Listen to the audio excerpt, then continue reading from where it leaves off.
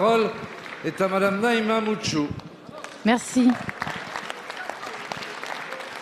Merci, Monsieur le Président. Ma question s'adresse au ministre de l'Éducation nationale et de la Jeunesse.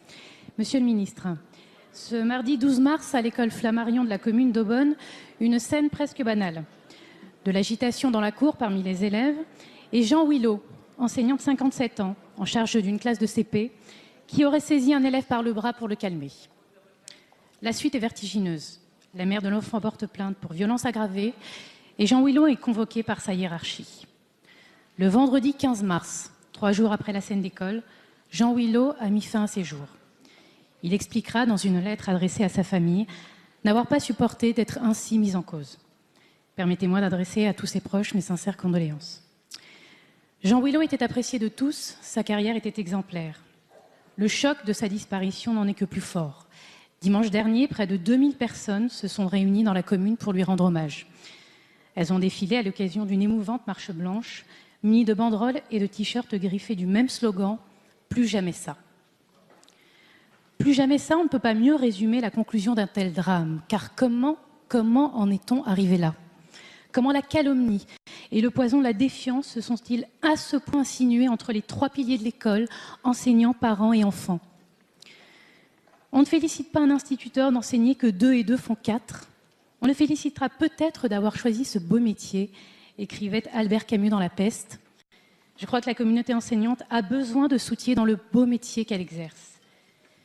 Il est urgent de retisser les liens, Monsieur le Ministre, de rebâtir cette confiance, cette école de la confiance que vous appelez de vos vœux, confiance entre la communauté enseignante et les familles dans l'intérêt de nos enfants.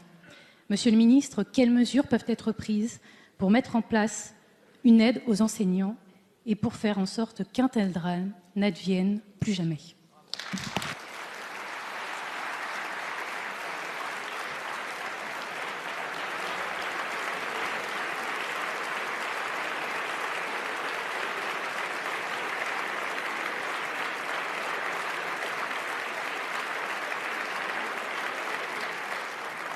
Merci, Madame la députée. La parole est à Monsieur Jean-Michel Blanquer, ministre de l'Éducation nationale et de la Jeunesse. Monsieur le Président, Mesdames et Messieurs les députés, Madame la députée Naïma Mouchou, les faits dont vous venez de rappeler les tragiques circonstances ont effectivement beaucoup ému, non seulement dans la commune d'Aubonne, mais dans toute l'éducation nationale, parce qu'en effet, cet enchaînement est dramatique et nous dit quelque chose de notre société. Nous avons un phénomène de judiciarisation des relations sociales.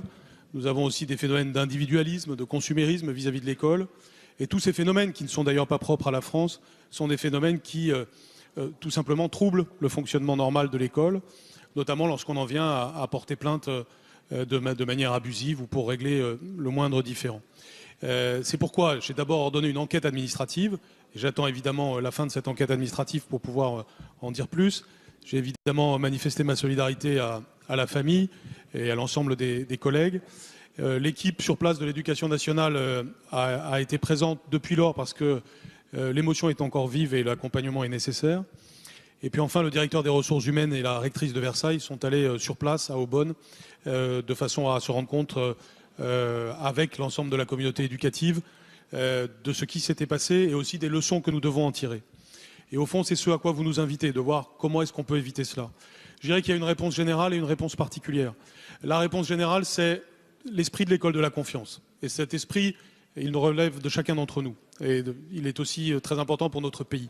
Se faire confiance et positionner le professeur au centre du système en lui faisant cette confiance. Et puis le deuxième élément, plus précis encore, c'est que nous avons besoin d'un protocole d'action pour soutenir les professeurs lorsque ceci arrive. J'ai donc demandé à la Direction générale des ressources humaines de monter un groupe de travail sur cette question, de façon à ce qu'aucun professeur ne se sente seul lorsqu'il arrive une telle circonstance.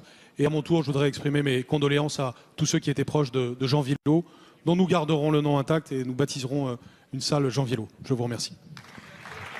Merci, Monsieur le Ministre.